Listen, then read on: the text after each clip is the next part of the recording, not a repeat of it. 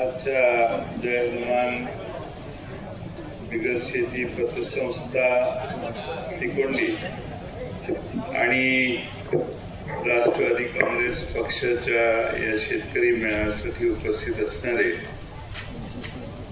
या तालुक्याचे सुपुत्र माजी आमदार माननीय विलासरावजी जगताप साहेब, पतसंस्थेच्या कार्यक्रमासाठी इथे उपस्थित असणारे सहाय्यक निबंधक या तालुक्याचे डफळे साहेब, देवराज पाटील दादा, जिल्हा राष्ट्रवादी काँग्रेसचे अध्यक्ष, कार्यकारी अध्यक्ष ॲडव्होकेट बाबासाहेब मुळीक, महिला राष्ट्रवादी काँग्रेसच्या अध्यक्षा सुष्मिताताई जाधव, बाळासाहेब पाटील, आपल्या मार्केट कमिटीचे चेअरमन सुजय नाना शिंदे, ॲडव्होकेट चन्नाप्पा बोर्तीकर साहेब, आपल्या संघचे सरपंच सुभाष पाटील, अण्णासाहेब गडदे, सिद्धाप्पा शिरसाट, सुरेखाताई कोळेकर, संतोष जाधव, विवेक कोकरे, जालिंदर होनमाने, सचिन बोर्तीकर, प्रतापराव शिंदे सर, साहेबराव टोणे, जालिंदर कटरे आटपाडीचे, तिकोंडीचे बसवराज पाटील, अण्णासाहेब कोडक, एस भिवर्गी सोनाळचे, महादेव अंकलगी, शरणा पाखी, शंकरराव गायकवाड, शिवानंद दुगानी, प्राध्यापक BR पाटील, प्रवीण चव्हाण सरकार, शिवानंद मोर्डी, आपल्या दरिबडचे जे सरपंच संजय कुमार मोर्डी, आनंदराव पाटील, पिरू माळी, माजी पंचायत समिती सदस्य सिद्धांना राजकोंड, या निमित्तानं उपस्थित असणारे आणि ज्यांनी आज आपल्या सर्वांच्या साक्षीनं राष्ट्रवादीत प्रवेश केला ती ईश्वरप्पा हादिमनी, अप्पाराया वनखंडे, सिद्धांना बिरादार, रवी राजकोंडा, दशरथ तांबे, महातेश पुणेकर, सर्वच कार्यकर्ते ज्यांनी या कार्यक्रमाचं आयोजन केलं ते अमोल कराडे आणि इराप्पा कराडे, त्याचबरोबर आमचे तालुक्याचे राष्ट्रवादी काँग्रेस पक्षाचे अध्यक्ष ज्यांनी अतिशय आग्रहाने या कार्यक्रमाला आम्हा सगळ्यांना निमंत्रित केलं ते आपल्या सर्वांचे मनसूर खतीब साहेब, या निमित्तानं उपस्थित असणारे सर्वच गावातील ग्रामस्थ आणि बंधू भगिनींनो, आज आपल्या गावाला बऱ्याच कालावधीनं भेट देण्याची संधी मिळाली. बरेच वर्षापूर्वी जगताप साहेबांच्या बरोबर या भागात दौरा करताना आपल्या गावाला भेटायला येण्याची एकदा संधी मिळाली. त्याच्या आधी एक दोनदा आलो होतो, पण आज आपल्या गावातील जय हनुमान ग्रामीण बिगर शेती पतसंस्थेने विशेष प्रगती केली आणि त्यांच्या कार्यालयाचं उद्घाटन करायचं म्हणून आज या निमित्तानं बरोबर शेतकरी मेळाव्याच्या बरोबर हाही कार्यक्रम आयोजित करून एक अतिशय चांगल्या संस्थेला भेट देण्याची संधी आपण सर्वांनी दिली. आपल्या सर्वांना मी अमोल कराडे, इराप्पांना कराडेंचे पहिल्यांदा आभार मानतो की त्यांनी 2-2.5 दिवसात या कार्यक्रमाची तयारी केली. म्हणजे मला वाटतं की मनसूर खतीब साहेब एक 4 दिवसापूर्वी 1 तारखेला मला भेटले आणि आज आपण 4 तारखेला आहोत. त्यामुळे इतक्या कमी वेळेत आपण सगळ्यांनी ही जुळणी केली याबद्दल अमोल कराडे, इराप्पांना कराडे, गावातले सगळे प्रमुख, या पतसंस्थेचे सर्व संचालक मंडळ, या सगळ्यांचे मी मनपूर्वक आभार मानतो. गावातली सोसायटी पण 100% वसुली केली, त्यामुळे गावातल्या सोसायटीचे चेअरमन आणि त्यांचे सर्व संचालक यांचंही कौतुक करणं आवश्यक आहे. म्हणून त्यांचा आपल्या सर्वांच्या साक्षीनं सत्कार आम्ही मगाशी केला. या सगळ्या संयुक्त कार्यक्रमाला शेतकऱ्यांचे प्रश्न, पतसंस्थेचा विषय, हे लक्षात घेऊन लोकहितासाठी विलासराव जगताप साहेब आणि सुजय नाना शिंदे उपस्थित राहिले, त्या दोघांचेही मी मनपूर्वक आभार मानतो. वेळ बराच झालाय. माझ्या आधी विलासराव जगताप साहेबांनी बऱ्याच प्रश्नांच्यावर प्रकाश टाकलेला आहे, त्यामुळे त्या सगळ्या प्रश्नांची पुनरावृत्ती करण्याची काही आवश्यकता असं मला वाटत नाही. पण आपण अनेक वर्ष अनेक निवडणुका महाराष्ट्रातल्या बघितल्या. यावेळी निवडणूक झाली आणि आम्ही ज्या पक्षात होतो, ज्या आघाडीत होतो, त्या आघाडीचा लोकसभेत मोठा विजय झाला आणि विधानसभेत 3 महिन्यात लगेच आमचा मोठा पराभव देखील झाला. शेवटी निवडणुकीच्या राजकारणामध्ये ज्या गोष्टी तुम्हाला माहिती आहेत, ज्याचा उल्लेख या ठिकाणी झाला, त्या सगळ्याचा परिणाम 3-3.5 महिन्यानंतर जनतेच्या मनात मतपरिवर्तन होण्यात झाला असं म्हटलं तर वावगं ठरणार नाही.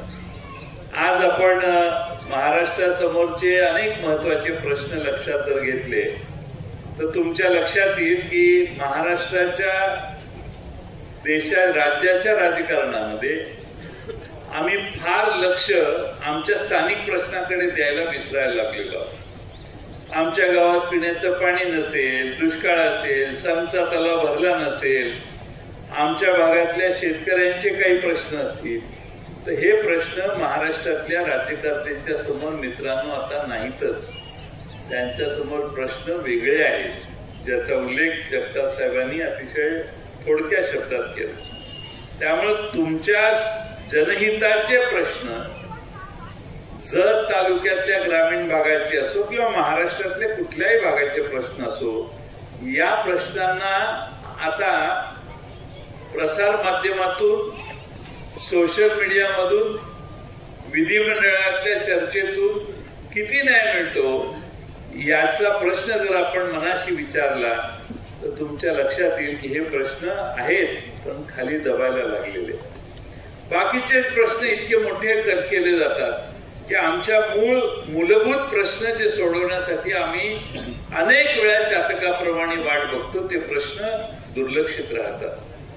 आज या जत तालुक्यात मगाशी आमच्या मनसूर खतीब साहेबांनी सांगितलं, जगताप साहेबांनाही माहितीये, एकेकाळी राज्याच्या जलसंपदा मंत्र्यांनी लिहून दिलं होतं की नदीत पाणी नाही म्हणून 65 गावांना पाणी देता येणार नाही जत तालुक्यात. नवं सरकार झालं त्यावेळी मी मागून एक खातं यासाठी घेतलं की या जिल्ह्यातल्या ज्या भागात पाणी गेलं नाही त्या भागाचे प्रश्न सोडवायचे, ही खुणगाड बांधूनच हे जलसंपदा खातं मी पवार साहेबांना आग्रह करून मागून घेतलं.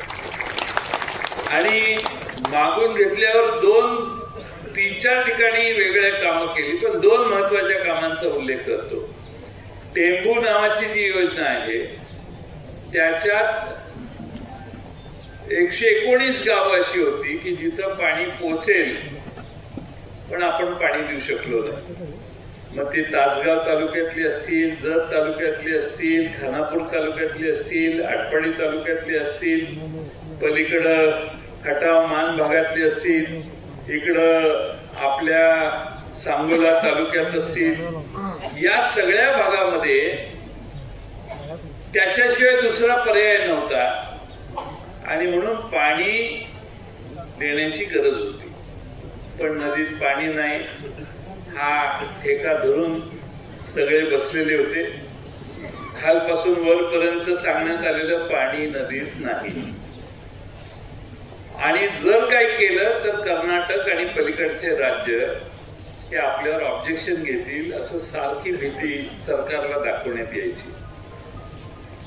एकदा बसवराज पाटील स्वर्गीय आता आज दुर्दैवाने आपल्यात नाहीये, पण ते विलासराव जगताप साहेब, मनसूर खतीब, चन्नाप्पा होर्तीकर, आमचे रमेश पाटील आज आले नाहीत, आप्पासाहेब, अण्णासाहेब तोडक असतील, हे सगळे जुनी लोक होती. ते म्हटली साहेब आता हे खातं घेतलंय, आम्हाला पाण्याची व्यवस्था जर केली तर आम्ही तुमचं कौतुक करू. मी म्हटलं कौतुकासाठी नाही, पण 65 गावं जर पाण्यापासून वंचित असतील तर आपण त्यातनं मार्ग काढू. बराच अभ्यास केल्यानंतर असं लक्षात आलं की पाण्याच्या वापरात काही बदल केले आणि म्हैसाळ बंधाराच्या पलीकडे पाणी गेलं की ते आपल्या मालकीचं राहत नाही. त्यामुळं आपण पाण्याच्या वापरात काही बदल करूया. आणि मग पाण्याच्या वापरात काही बदल केले आणि त्यातून जी माणसं पाणी अजिबात देता येत नाही म्हणत होते त्यांच्याबरोबर अनेक अधिकाऱ्यांच्या बैठका करून आपण म्हैसाळ योजनेला अतिरिक्त 6 TMC पाणी दिलं आणि टेंबू योजनेला अतिरिक्त 119 गावांना दिलं, ते 8 TMC पाणी दिलं. आणि 6 TMC इकडं आणि 8 TMC तिकडं या 2 पाण्याच्या निर्णयामुळं महाराष्ट्रात कुठलंही सरकार कधीही येऊ, कोणाला काय मंत्री व्हायचं आमदार व्हायचं ते हो, पण तुमच्या जत तालुक्यात स्वर्गीय राजाराम बापूंची आणि तुमची इतक्या वर्षाचा ऋणानुबंध, आजचा नाही 1960 सालापासूनचा, त्यामुळं हा फेडायचाच एकदा, ऋणानुबंधाला जागायचं. आणि ह्या सगळ्यांनी जो आग्रह केला त्याच्यासाठी आपण जो निर्णय घेऊ शकलो 6 TMCचा, त्यामुळं 65 गावात आमचं सरकार असतं की नाही तर माझा प्रयत्न होता 2024च्या विधानसभेच्या निवडणुकीच्या आधी आपण पाणी पाडलं असतं. ठीक आहे, आता काय पण येईल, थोड्या दिवसानं, 2 वर्षानं, 1.5 वर्षानं पैसे कसे मिळतील त्याच्यावर आहे. तसं टेंबू योजनेला 8 TMC पाणी दिल्यामुळं मी तिकडं खटाव मांड भागात गेलो होतो. 21 गावांना पाणी दिले, 21-22 गावांना. त्या गावाने जगताप साहेब एवढं मोठं स्वागत केलं, एवढा मोठा मेळावा झाला. पवार साहेबांनाही त्यांनी बोलवलेलं, एवढे आनंदित झाले कारण त्यांना दुसरा चान्सच नव्हता पाणी यायचा.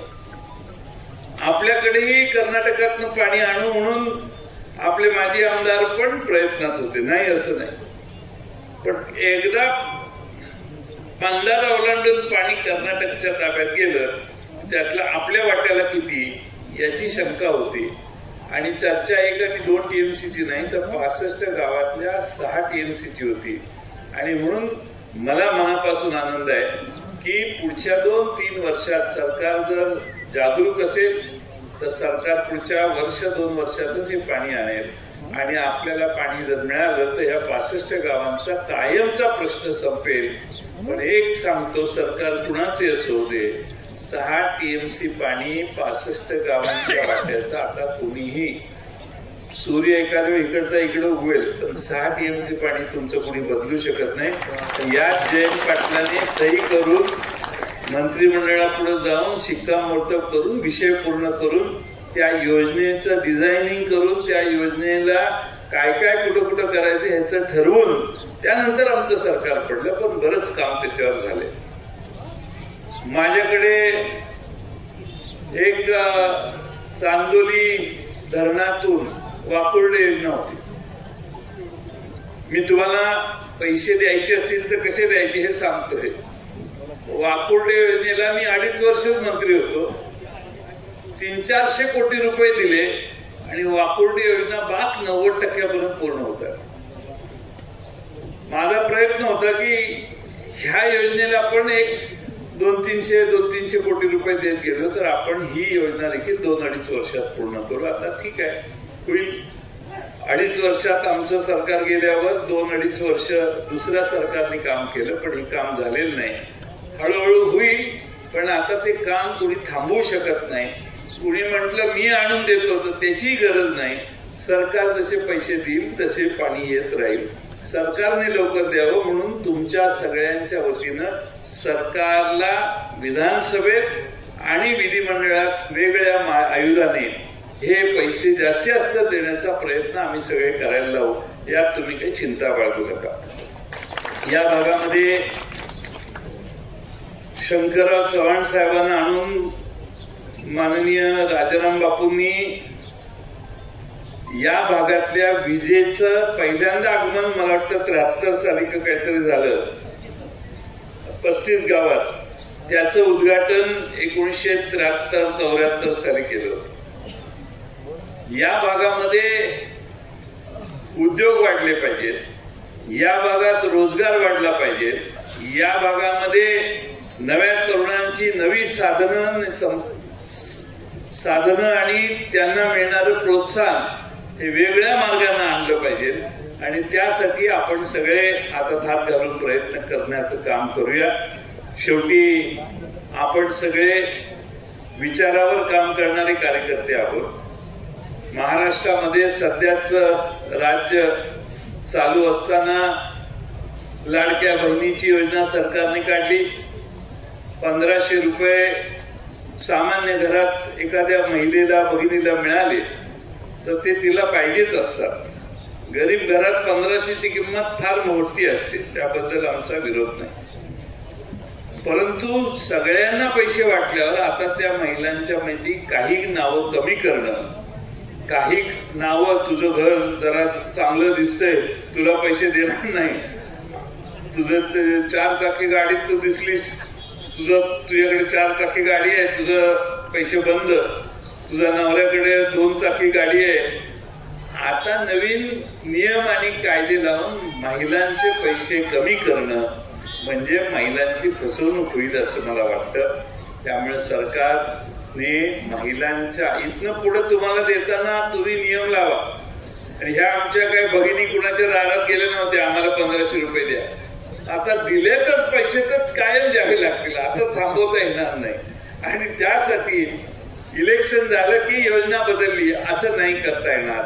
आणि त्यासाठी सरकार, मला अपेक्षा आहे की महिलांचा आकडा आज 2.5 कोटी महिलांना 1500 रुपये मिळतात. 1500चे 2100 करा आश्वासन आहे, ते काय तुम्ही करत नाही, ठीक आहे, तर 1500 द्यायचं बंद करू नका, कारण प्रत्येक गरीब घरात 1500चं महत्व आहे. आता त्यामुळं अनेक योजनांच्यावर परिणाम व्हायला लागले. कामगारांचे, सरकारी कर्मचाऱ्यांचे पगार मागे पुढे होतील, आणखीन काय होईल. आता शेतकऱ्यांच्या कर्जमाफीची आमची घोषणा होती. आमचं सरकारने सांगितलं, आमचं सरकार आलं तर आम्ही कर्जमाफी करू. आम्ही अशी घोषणा केल्यावर समोर महायुतीच्या नेत्यांनी देखील सांगितलं तुमचा 7बारा कोरा कोरा कोरा करून देतो. हे मी नाही, देवेंद्र फडणवीस साहेब यांचं भाषण आहे. कोरा कोरा कोरा करू. आता लोक वाट बघतायत की आपला 7बारा कोरा कधी होणार म्हणून. 31 मार्चला कोण पैसेच भरत नाही. पैसे भरत नाही म्हटल्यावर आमच्या अजितराव दादांनी सगळ्यांना सांगितलं आता काही कर्जमाफी वगैरे होणार नाही, मुकाट्याने पैसे भरा. आता किती जणांनी पैसे भरले मला माहित नाही.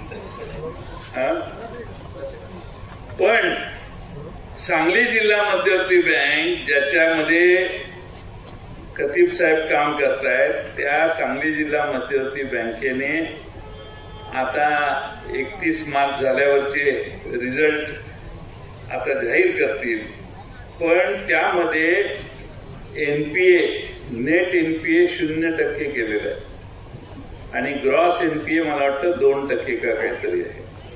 एवढे चांगली परफॉर्मन्स जगताप साहेब सांगली जिल्हा मध्यवर्ती बँकेत केलेलं आहे आणि ते खतिबांना त्याचं श्रेय आहे असं मला वाटतं. कारण तुमच्या भागातली वसुली जी काही झाली असेल चांगली झाली आहे असं त्यांचं म्हणणं. मागच्या वर्षी सांगली जिल्हा मध्यवर्ती बँकेला 206 कोटी काहीतरी फायदा होता. यावर्षी किती झालाय मला माहित नाही, त्यांचे आकडे अजून माझ्याकडे नाही आहेत.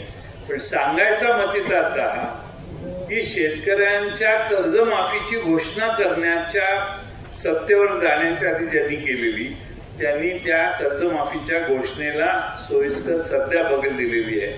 मग आता हे कधी होणार? परत ज्यावेळी मताला तुम्ही जाल की नाही त्या वर्षी होणार. आधी काय होणार? 1500चं 2100 पण होईल, आता नाही, पुढच्या वेळी. आता मध्ये आधी कुणी मागत बसू नका. आता पुढच्या निवडणुकीचीच वाट बघायला लागेल. मधल्या काळात देणं शक्य होणार नाही, कारण बाकीची बरीच महत्वाची कामं आम्हाला आहेत. त्यामुळे हे सगळ्या 2 गोष्टी ज्या घोषणात आहेत त्या हळूहळू सरकारने पूर्ण कराव्या. शेवटी आम्ही विरोधी पक्षात आहे, आम्ही काय देतो म्हणत नाही, कारण आमचा बऱ्यापैकी जोरात पराभव झालेला आहे. त्यामुळे आज काय आम्ही सांगू शकत नाही की आम्ही याव करू आणि त्याव करू, पण जे करू म्हटले त्यांनी केलेलं नाही हे सांगणं माझं काम आहे. शेवटी अनेक प्रश्न आहेत. आपल्या सर्वांना माझी विनंती आहे की ह्या व्हॉट्सअपच्या दुनियेमध्ये काही लोकांना काही कामच नसतं, कंटिन्युअस त्याच्यावर बसतात. आता रानात गेलेला शेतातला शेतमजूर पण सारखा व्हॉट्सअपवर बघत असतो, घरातली आमची भगिनी पण बघत असते. मग ह्याच्यात येतं काय या फोनमध्ये? या फोनमध्ये कुणी कुणाला शिवाय दिल्या हे सारखे येत असते. तो ह्याच्यावर बोलला, तो त्याच्यावर बोलला, तिकडं हे झालं, त्याचं हे झालं, इकडं बलात्कार झाला, इकडं खून झाला, इकडं फसवणूक झाली, इकडं सायबरचा गुन्हा झाला, इकडं 50,000 रुपये त्याच्या खात्यातनं पळवून कसे नेले. लाख लफडी ह्याच्यावर. त्यामुळे एक लफडं बघून लगेच एक गोष्ट आली बातमी, लगेच 5 मिनिटात दुसरी बातमी येते. म्हणजे पहिली माणूस विसरूनच जातो, दुसरी बातमी चवीने ऐकायला जातो. त्यामुळं चंचलता ही प्रचंड मोठी समाजात हळूहळू तयार व्हायला लागली.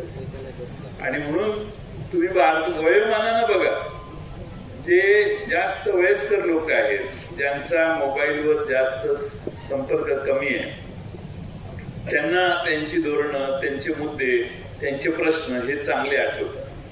पण ह्याच्यावर सारखे जे आहेत त्यांना मी बेकार आहे, मी घरात बसलोय, मला ह्या सरकारने नोकरी दिली पाहिजे, हे राहतं बाजूलाच.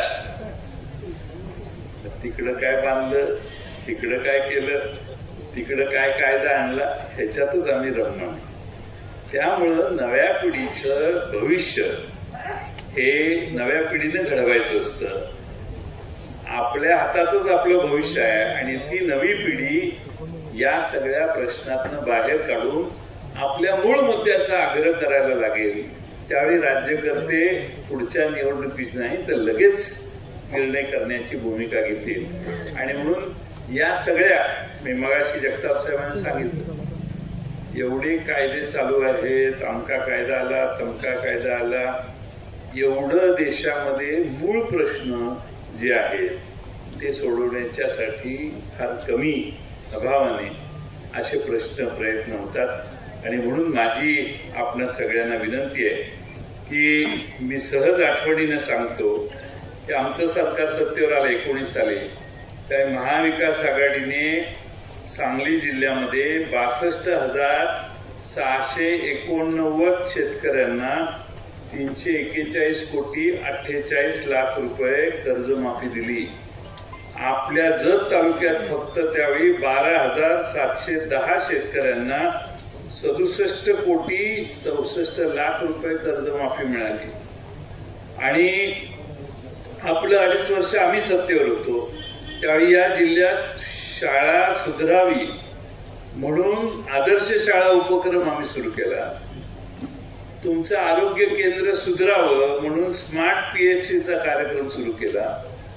आणि त्यावेळी आम्ही अशी रचना केलेली की कुठल्याही प्राथमिक आरोग्य केंद्रात गेला तर सगळी औषध असतील, सगळा स्टाफ असेल, डॉक्टर असेल, सगळ्या योजना तिथे चालू असतील. त्यामुळं कुठलाही प्राथमिक आरोग्य केंद्र, सांगली जिल्ह्यातले 67-68 केंद्र आहे, तिथं कुठेही कमतरता नव्हती. आता अलीकडे माहित नाही, पण अलीकडे ते चालू असेल अशी माझी अपेक्षा आहे. दुसरा महत्वाचा प्रश्न आदर्श शाळेचा. 500-550 शाळा कंपाऊंड घालणं, ग्राउंड तयार करणं, शाळेच्या खोल्याचे फरशी बदलून, खिडक्या बदलून, फळा बदलून, रंगरंगोटी करून आपल्या पोरांना चांगल्या शाळेत बसायला अभिमान वाटेल अशा सांगली जिल्ह्यातल्या शाळा आम्ही त्यावेळी उभा करायला सुरुवात केली. आणि त्यामुळं सांगली जिल्ह्यात खाजगी शाळांपेक्षा जिल्हा परिषदेच्या शाळेला आपलं मूल पाठवूया असं सामान्य माणसाच्या मनात आलं. का तर सामान्य माणसाला माझी मुलगी शाळेत गेली, मुलगा शाळेत गेला तर त्याला खेळायला मैदान पाहिजे, त्या ठिकाणी चांगलं टॉयलेट पाहिजे, स्वच्छतागृह पाहिजे. त्या ठिकाणी जमिनीवर बसत असतील मुलगी तर त्या ठिकाणी फरशी चांगली पाहिजे, बाकावर बसत असेल तर बाग चांगले पाहिजेत, फळात किमान वर्षानुवर्ष तेच फळे म्हणजे 4-4 पिढ्या फळ्यावर गेल्या. या भागात स्वर्गीय राजाराम बापूंनी शाळा बांधलेल्या होत्या, त्यावेळेचे फळे मधल्या 20-25 वर्षात बदलले, त्यानंतर परत फळे बदलण्याची वेळ आलेली होती. सगळे या जिल्ह्यातल्या योजना या व्यवस्थित चालवण्याचं काम आम्ही त्यावेळी केलं. पर्यायाने जनतेचा बऱ्यापैकी चांगला फायदा झाला हे या ठिकाणी सांगणं मला आवश्यक आहे. शेवटचा मुद्दा सांगतो. जेव्हा पूर येतो त्यावेळी मागच्या वेळी आपण मंत्री होतो त्यावेळी 1.5 TMC पाणी पुराचं उचलून दुष्काळी भागात नेऊन ठेवण्याचं काम आम्ही केलं. त्यावेळी मी मंत्री असताना माझी अशी इच्छा होती की जत तालुक्याच्या सुरुवातीला मोठा तलाव व्हावा आणि त्याच्यात एका आवर्तनाचं पाणी ठेवता येते का बघायचं, असा प्रयत्न आणि अशी चर्चा आणि अशा सूचना मी अधिकाऱ्यांना दिलेल्या. म्हणजे मागं काय का होईना पण एक आवर्तन ज्यावेळी संकट जत तालुक्याला येतं त्यावेळी एक आवर्तन सगळं आपल्या जत तालुक्यातल्या शेतकऱ्यांना उपलब्ध व्हावं असा त्यातला आमचा प्रयत्न होता. आज नाही पण भविष्य काळात करू. पण सगळ्यात महत्वाची एक गोष्ट सांगतो. म्हैसाळ योजनेला विजेचं बिल येऊ नये म्हणून सोलरवर एक जर्मन संस्था होती, सोलरवर त्यांच्याशी बोलून सोलरवर सौर ऊर्जा तयार करण्याची प्रोजेक्ट आम्ही त्यावेळी तयार केला. या म्हैसाळ योजनेला जेवढे वीज लागते तेवढी वीज निर्माण करण्यासाठी बाहेरून कर्ज काढायचं आणि त्यावर सरकारने थोडे पैसे घालायचे आणि एकदा आपल्या मालकीचं म्हैसाळ योजनेच्या मालकीचं ज्यावेळी वीज निर्मितीचं सोलरचं सौर ऊर्जा तयार होईल त्यावेळी म्हैसाळला पाणीपट्टी, मगाशी ज्याचा उल्लेख खतीब साहेब तुम्ही केला की आता 40,000 रुपये एका TMC ला खर्च होतो. 1 MCFT ला 40,000 रुपये द्यावे लागतात. ती सगळे कमी करण्यासाठी त्याचा पाया मी सुरू केला. रेकॉर्ड काहीतरी काढून दाखवतो. आता ती योजना फलद्रूप झाली आहे. परवा राज्य सरकारने त्याचं फायनल घोषणा केलेली आहे. राज्य सरकारने ह्या प्रकल्पाला आता हिरवा कंदील दिलेला आहे आणि तो प्रोजेक्ट हा खरं म्हणजे पूर्वीच झाला असता पण मधल्या काळात जरा सरकारचं दुर्लक्ष झालं. आता त्या प्रकल्पाला कृष्णा खोरे महामंडळाने मान्यता दिली, सरकारने मान्यता दिली आणि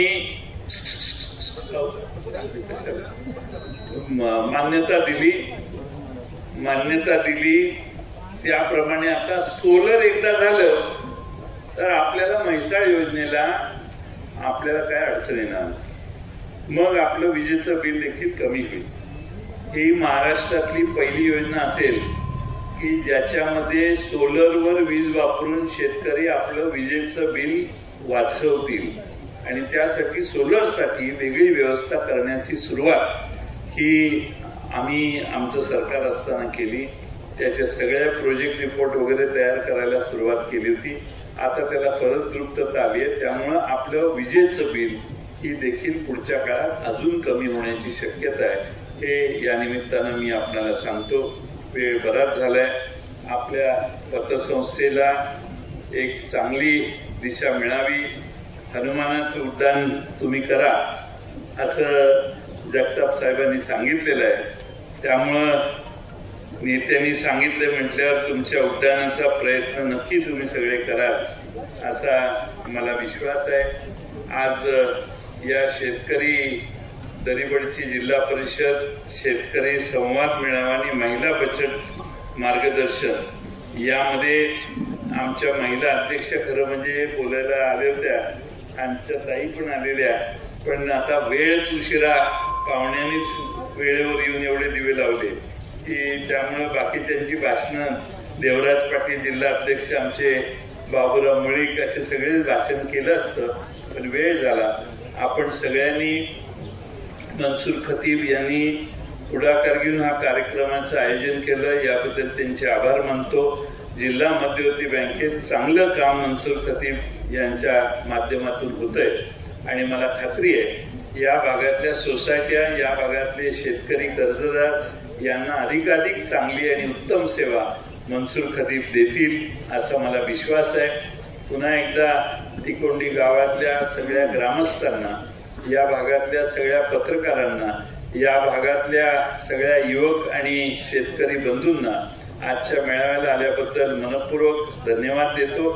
राष्ट्रवादी शरदचंद्र पवार पक्ष हा कायम शेतकऱ्याचे प्रश्न मांडणारा, शेतकऱ्यांची बाजू घेणारा आणि तुमच्यासाठी लढा देणारा पक्ष आहे.